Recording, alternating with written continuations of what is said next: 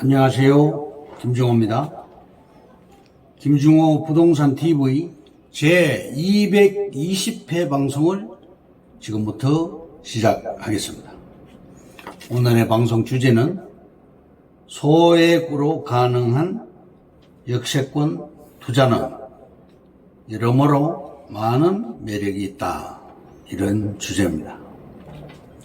우선 구독, 알림, 좋아요를 눌러주시면 더 좋은 방송으로 보답해 드리겠습니다. 먼저 부동산 신정보를 전해드리겠습니다. 한국경제신문의 안상미 기자가 7월 20일자로 보도를 했는데요. 청량리 전농구역에 1122가구 건립, 서울시 교회 이전 갈등 조율, 용적률 724%, 최고 48층, 4개동, 서울 동대문구 전농 재정비 촉진구역에서 1122가구 신축단지 정비사업이 본격 추진된다. 주민센터 부지 변경, 종교시설 이전 등 주민 갈등으로 정해지지 않았던 안건들이 최종 확정되면서 사업이 속도를 내고 있다. 전농구역은 동대문구 전농동 494 일대로 청량리역 500m 거리 입지다. 주거 비율을 69.9%에서 86.5%로 높이고 가구 수를 824가구에서 1122가구로 확대 공급하기로 했다. 용적률 724%를 적용해 28,202평방미터, 즉 8,546평 면적에 지상 최고 48층 4개동으로 조성될 예정이다. 다음, 한국경제신문의 하흔형 기자가 7월 20일자로 보도를 했는데요. 4억 빠졌는데 그 가격에라도 팔린 게 다행이다. 잠실의 굴욕, 강남 3구 송파의 굴욕, 잠실 에럴스 파크리오 집값 4억 뚝, 똘똘한 한 채에 밀려 차별화, 헬리오시티 매물 2배 넘게 늘어 잠실 5단지 등 재건축도 시들, 집값 하락세가 강남 3구로까지 확산한 가운데 강남 서초구에 비해 송파구의 아파트값 낙폭이 유독 커지고 있다. 잠실 엘스 아파트는 작년 10월에 27억 했었는데 금년 7월에는 23억 2천으로 뚝 떨어졌고, 리센츠 아파트는 작년 4월에 26억 5천에서 금년 5월에 22억 5천으로 떨어졌습니다. 트리지움은 작년 9월에 24억 5천에서 금년 6월에 23억으로 떨어졌습니다. 파크리오 아파트는 작년 8월에 25억 3천에서 금년 6월에 21억 1,500으로 떨어졌습니다. 레이크 팰리스도 작년 11월에 24억 8천에서 금년 5월에 22억 3천으로 떨어졌고, 잠실 5단지 재건축 아파트 단지도 작년 11월 달에 28억 7천에서 금년 6월 달에 27억 6천으로 떨어졌습니다. 매일경제신문의 조성신 기자가 11월 23일 날 보도를 했는데요.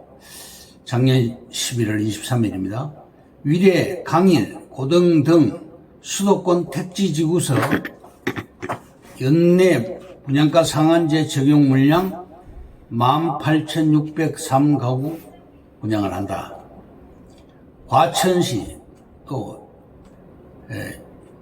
장항동 지축지구에서 신혼 희망타운 7,279가구를 공급한다. 장항은 일산입니다. 금리가 지금 많이 오르고 있죠. 미국에서는 0.75% 자이언트 스텝으로 올라가고 한국에서는 0.5% 빅 스텝으로 올라가고 있습니다. 금리가 많이 올라가게 되면 주식시장은 재미가 없지요.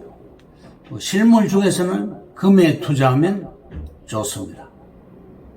아파트는 10억 이상 있어야지 할 수가 있고 땅도 1억에서 5억이면 매입할 수 있겠죠. 그렇지만 땅도 10억은 있어야지 매입할 수 있다. 하지만 소액 투자용으로는 소액으로 할 수가 있습니다. 남미래역 역세권에는 남미래역 맞은편에 건물 매물이 평당 1억 2천에서 2억대로 나와 있습니다. 아파트 시세는 평당 4,800만원에서 평당 5,400만원 수준으로 형성이 되어 있습니다. 다음, 토지는 입지가 최우선이다. 첫째, 전철 역세권 땅. 둘째, 고속도로 IC 인접 땅. 4차선 도로에 인접해 있는 땅. 셋째, 수도권 신도시 주변 땅. 넷째, 대규모 국가 산업단지 주변 땅. 예를 들면 평택에 있는 삼성반도체라든지 용인에 있는 SK반도체 주변 땅입니다. 다섯 번째, 대규모 위락단지 주변 땅. 예를 들면 잠실 롯데월드 주변이라든지 화성에 있는 국제 테마파크 주변 땅이라든지 용인 에버랜드 주변 땅, 또 광명시 광명동굴 관광단지 주변 땅, 이런 곳입니다. 인구가 유입되는 개발 이슈가 여러 개 중첩된 곳. 아까 말씀드린 5개가 중첩된 것이 가장 좋고 한두 개만 있어도 좋습니다. 그럼 오늘의 방송 주제인 소액으로 가능한 역세권 투자는 여러모로 많은 매력이 있다. 오늘 이 방송 주제에 대해서 자세하게 풀어드리겠습니다. 첫째, 우리나라 사람들의 토지 소유 욕구는 매우 강하다. 좁은 국토에 비해서 인구가 많기 때문입니다. 둘째, 농지가 집안의 최대 자산이었죠. 자신의 부를 과시할 수 있는 부의 상징이었습니다. 과거의 논밭이. 셋째, 건물은 화재로 소실되어도 토지는 영원히 남는다. 많은 돈을 투입해도 만들어낼 수가 없다. 이것을 부정성이라고 합니다. 넷째, 경제가 발전할수록 토지의 몸값은 높아만 간다. 다섯 번째, 개발 가능성은 많은 개발자들의 소유욕을 자극한다. 여섯 번째, 인플레이션에 따른 통화 가치의 하락을 보상해 줄 수 있고 실체가 없는 주식과 차별화가 됩니다. 일곱 번째, 토지는 한국인에게는 영원한 소유 대상이자 꿈이다. 여덟 번째, 우리나라 토지 자산은 1964년도 1조 9,300억 원에서 2013년도 5,848조로서 3,030배가 가격이 올라갔습니다. 옛 어른들도 돈이 생기면 땅에 묻어라 그랬었죠. 라면 값을 볼 것 같으면 삼양라면이 1963년도에 한 개에 10원 했습니다. 현재는 한 개당 500원에서 1,000원 정도 되며 50배에서 100배가 가격이 상승되었습니다. 아홉 번째, 개별 공시지가도 마찬가지다. 2013년도에 공시지가가 3.41% 상승되었고 2014년도에는 4.07% 상승, 2015년도에는 4.63% 상승, 2016년도에는 5.08% 상승, 2017년도에는 5.37% 상승, 2018년도에는 6.28%가 올라갔습니다. 5년간 개별 공시지가 상승률이 평균 5.76%이고 소비자 물가 상승률은 연평균 1.3%가 상승이 되었습니다. 열 번째, 토지는 동서고금을 막론하고 삶의 근원이자 부의 상징이며 자산을 늘릴 수 있는 중요한 매개체입니다.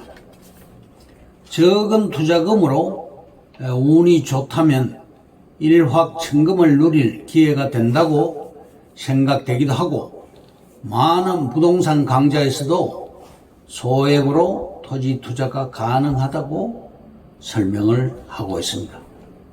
11번째, 정부의 정책은 다주택자에게 각종 중과세 정책으로 규제를 하고 있으나 토지를 많이 소유하고 있는 사람에게는 다주택자에 비해 투기꾼으로 몰지도 않을 뿐더러 오히려 대부분 사람들이 그를 부러워합니다.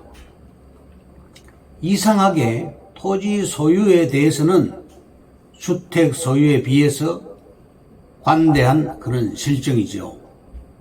12번째, 개발 호재가 있고 교통망이 확충되는 역세권은 연일 가격이 올랐다는 보도가 나오고 신문지상에서도 땅값 상승 이야기가 많은 자리를 차지하고 있습니다. 13번째, 좁은 한국에서 그나마 제한된 면적의 토지 가치는 시간이 갈수록 상승할 수밖에 없는 실정입니다.